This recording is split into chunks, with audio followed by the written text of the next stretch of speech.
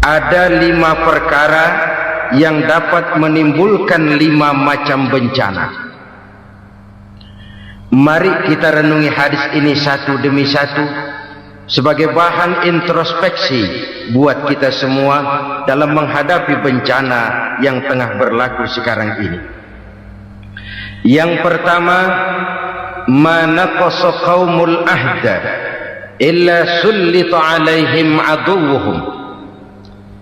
Apabila suatu kaum sudah mengingkari janjinya, maka mereka pun akan dikuasai oleh musuh-musuh mereka. Sederhana saja nampak kalimat dalam hadis ini. Apabila orang sudah mengingkari janji, mereka akan dikuasai oleh musuh-musuh mereka sendiri.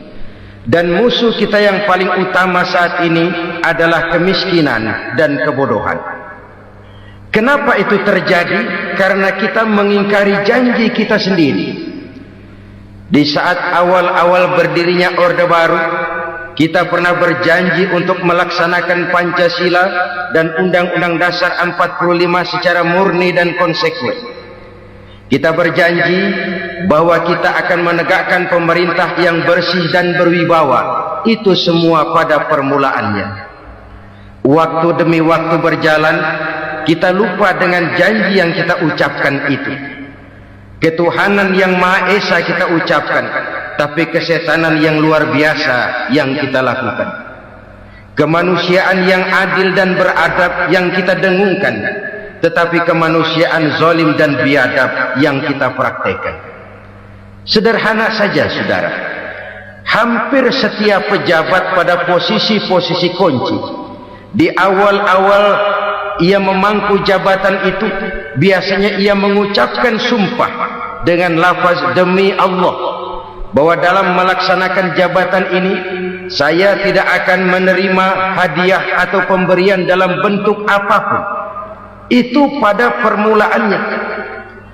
Lama-lama rupanya hadiah itu asik juga, mulai diterima.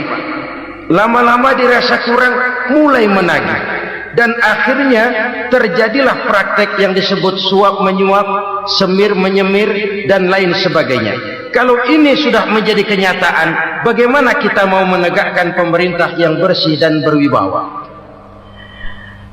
Undang-Undang Dasar 45 menyatakan bahwa bumi, air, dan seluruh kekayaan negara dikelola oleh negara bagi sebesar-besar kemakmuran rakyat. Yang terjadi adalah bahwa kita merasa mewakili rakyat untuk menikmati harta dan kekayaan negara, sehingga rakyat banyak tidak bisa ikut menikmatinya. Menumpuklah harta itu sehingga terjadilah pepatah, gunung ditimbun, sumur digali. Yang kaya semakin kaya, yang miskin semakin terpuruk. Kita ingkar dengan janji yang kita ucapkan di awal-awal kita bergerak. Kita ingkar dengan janji pada saat kita mengatakannya dengan menyebut nama Allah, dengan mempertaruhkan nama Tuhan, sehingga pada akhirnya jabatan pun mengalami tender. Sudah menjadi rahasia umum, orang mau jadi lurah mesti mengeluarkan uang, mau jadi camat mesti mengeluarkan uang, mau jadi wali kota, bupati, bahkan gubernur, itu ada pasarannya.